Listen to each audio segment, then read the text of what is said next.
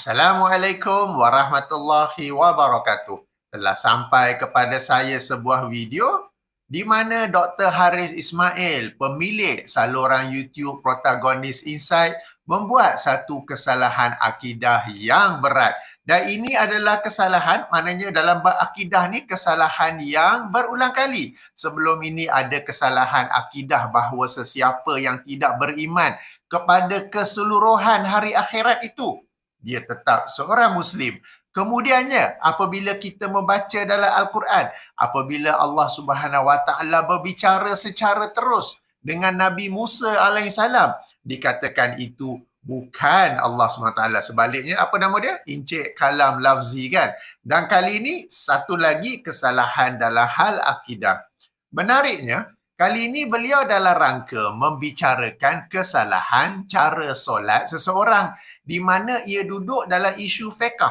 Akan tetapi daripada isu fiqh ia beralih menjadi isu akidah dan kesalahan serius dalam akidah.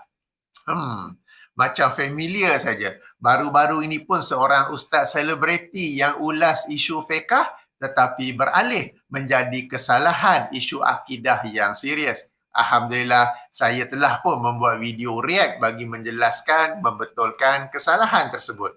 Baik, sebelum itu, saya sudah agak lama tidak menonton video-video Dr. Haris sejak saya membongkar pendustaan beliau ke atas Rasulullah sallallahu alaihi wasallam, Imam Asy-Syafi'i dan para ulama Syafi'iyah rahimahumullah. Jadi apabila ada yang forward kepada saya video yang saya nak react ni, saya lihat ada beberapa penambahbaikan pada Dr. Haris. Beliau sekarang menggunakan mikrofon jenis Rode Wireless yang kita nampak tu kan. Jadi suaranya pun jelas dan baik. Dan saya rasa beliau juga sudah upgrade kamera kerana kelihatan kualiti gambar bagus. Tahniah diucapkan. Yelah, duit banyak masuk melalui video-video YouTube kan? Betul atau tidak? Sahih atau tidak? Jujur atau dusta? Letak tepi. Bahkan letak dalam bakul sampah. Yang penting, view banyak, duit masuk. Namun, yang lebih penting, apakah beliau sudah upgrade ilmu? Atau masih di tahap yang lama? Apakah video-video beliau yang terkini sudah bersifat ilmiah? Atau masih sembang kosong? Dan apakah beliau kini sudah berani membaca ayat-ayat Al-Quran dan hadis-hadis Rasulullah serta kitab-kitab Arab? Takkan nak baca daripada laman web tulisan Ustaz Rasul Dari kot, kemudian potong-potong sembunyikan penulis asal laman web tersebut kan? Ish. Ini kerana ulas macam mana sekalipun, belajar secara formal di mana sekalipun, talaki berapa lama sekalipun, tetap merupakan satu kecacatan jika seseorang itu tidak dapat berbahasa Arab. Ini kerana bahasa Arab adalah satu kemestian apabila seseorang itu ingin membicara topik Islam secara ilmiah lagi mendalam. Baik, kita ke video yang saya maksudkan. Ayuh kita tonton seperti biasa, link dalam kotak description. Hari ini kita nak berbual sedikit tentang isu Syihabuddin yang mana ada orang yang mengambil video di belakang beliau ketika beliau tengah solat, kemudian memviralkan video tersebut sebab dilihat sebagai ada sesuatu yang tak kena di dalam solat beliau. Tapi dalam ulasan saya hari ini, saya nak bahagikan kepada 3 perkara. Satunya tentang balasan Allah Subhanahu Wa Taala, yang kedua laporan polis yang dibuat oleh Syihabuddin, dan yang ketiganya adalah tentang solat itu sendiri, yang mana kita akan lihat bahawa Syihabuddin tidak bersalah. Berkenaan yang pertama itu balasan daripada Allah Subhanahu Wa Taala, kita boleh lihat perkara ini, isu ini terjadi atas balasan Allah secara cash. Kami dulu-dulu apabila bersembang tentang balasan Allah, jika perkara yang macam ni berlaku, kita kata Allah balas cash kepada orang tersebut di atas dunia. Sebab apa kita cakap macam tu? Sebab dia baru sahaja mengkritik solat Habib Omar secara beramai-ramai. Beliau siap jemput netizen semua, mari kita mengulas ataupun membahaskan cara solat Habib Omar kan. Ingat tak? Jadi dia bersama konco-konconya itu mengkritik, ada yang mentertawakan dan berbagai lagi tentang solat Habib Omar. Jadi sekarang perkara yang sama berlaku kepada beliau.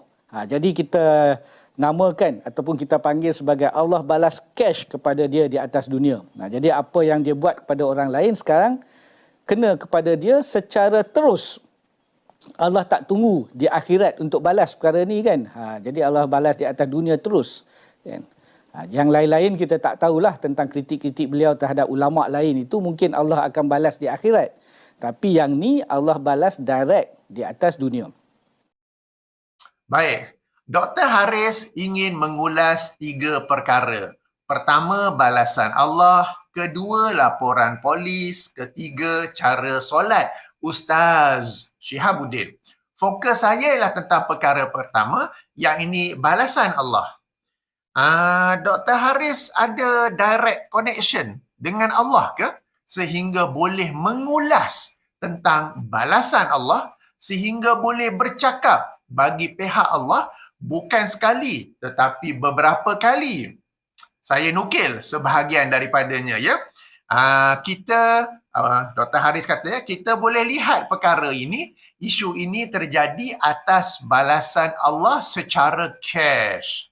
Beliau berkata lagi, kami dulu-dulu apabila bersembang tentang balasan Allah, jika perkara yang macam ini berlaku, kita kata Allah balas cash ke atas orang tersebut atas dunia.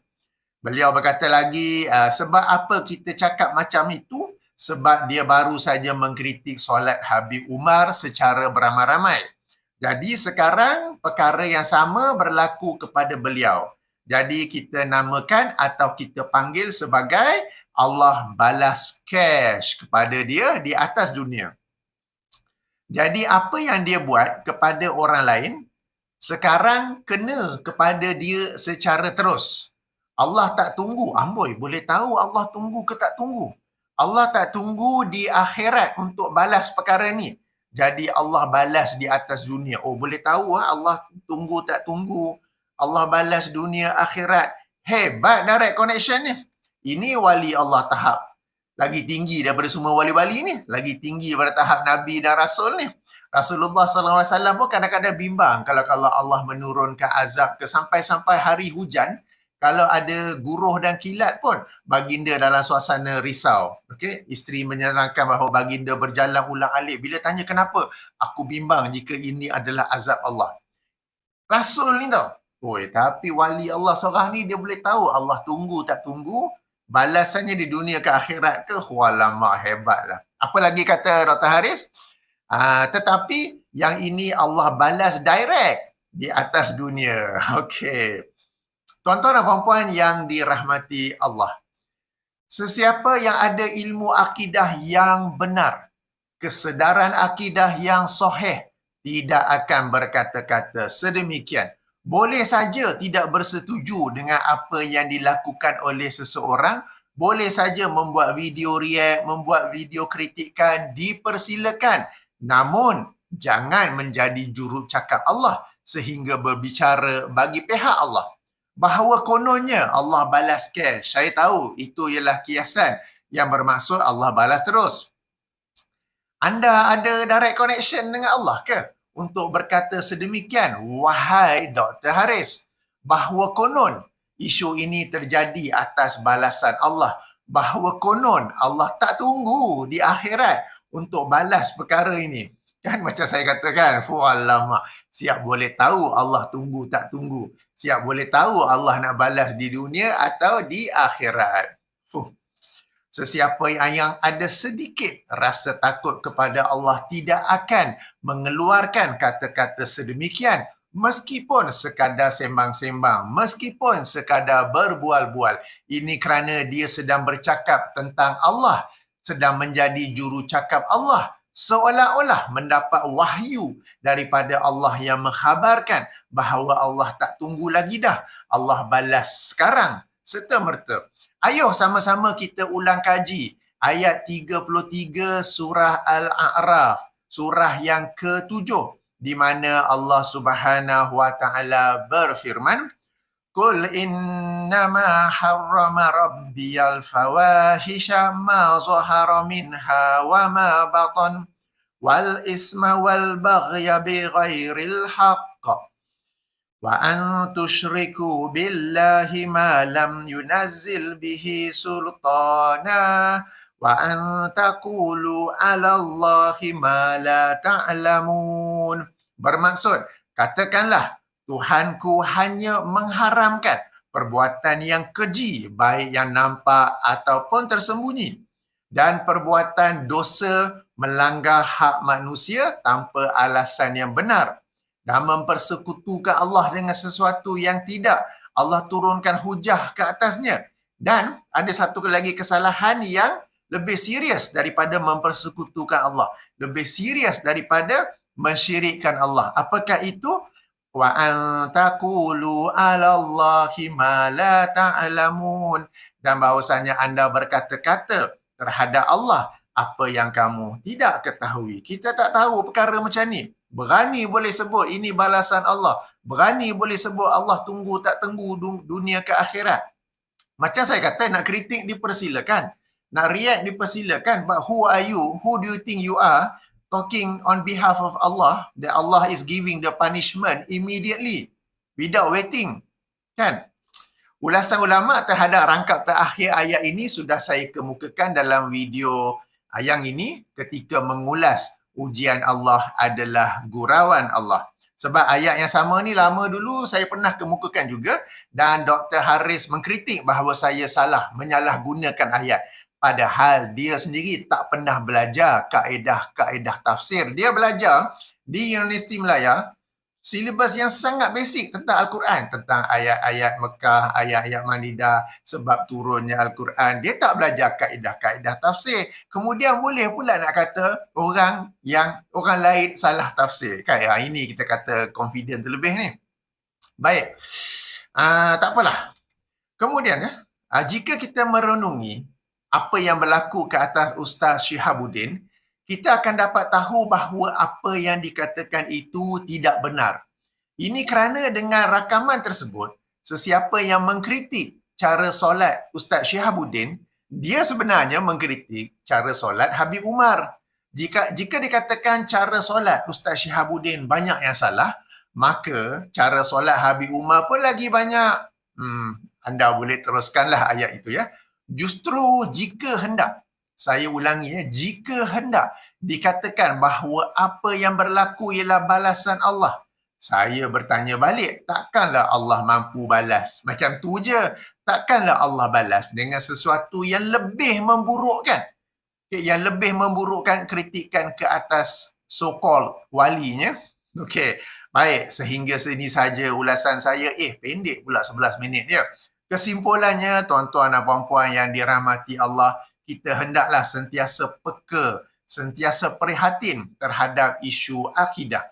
Sebagaimana yang saya katakan dalam video saya yang lepas ketika mengulas Ustaz Dr. Aiman Al-Akiti, pengajian Islam di Malaysia banyak memberi fokus kepada isu fiqh sehingga mengabaikan isu akidah, sehingga sebahagian umat Islam, termasuklah agamawannya, begitu tegas dalam isu fiqh tetapi longgar dalam isu akidah. Berhati-hatilah apabila bercakap tentang Allah meskipun sekadar sembang-sembang atau berbual-bual. Berhati-hati juga apabila memilih video untuk ditonton kerana mungkin kita tidak sedar di dalamnya itu ada kesalahan akidah yang serius. Sebagaimana saya juga ada kata dalam video yang lain, kita ni mesti tajam. Sel-sel otak mesti sentiasa berhubung supaya kita dapat tangkap apa yang orang kata, apa yang betul, apa yang salah.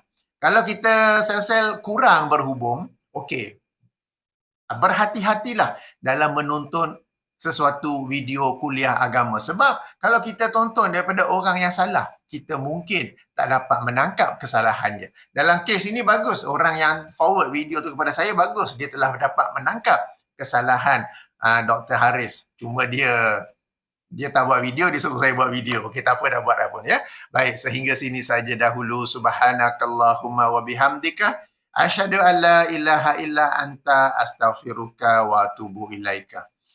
Dr. Haris, mikrofon tu berapa ya? Saya pun ada mikrofon juga. M-Grass, RM40. Okay, kalau dari Shopee, Lazada, RM40. Itu kalau order dari China lah. Kalau order dari Malaysia, sebab dah ready stock di Malaysia, RM49.90. Murah je. Ada noise cancelling. Dan tak payah pakai sini. Saya letak, yang ini sekadar ni, saya letak sini, letak depan. Jadi nampak tu, dia just below the camera punya view. Jadi suara ada lah juga. Tak payahlah nampak macam nerd dia pakai mikrofon kat situ kan. RM50. Engkau beli berapa ratus tu? Saja je. So, yang ni krim. Krim untuk kulit kering. Yang penting dia ada tanda halal dan dia memang bagus. Tidak ada fragrant, tak berbau wangi. Dan saya guna bila pakai pergi flight lah sebab dalam flight udara kering kan. Jadi flight yang ke London 14-15 jam pun boleh tahan untuk menjaga kulit saya. Sekadar tambahan. Baik. Assalamualaikum warahmatullahi wabarakatuh.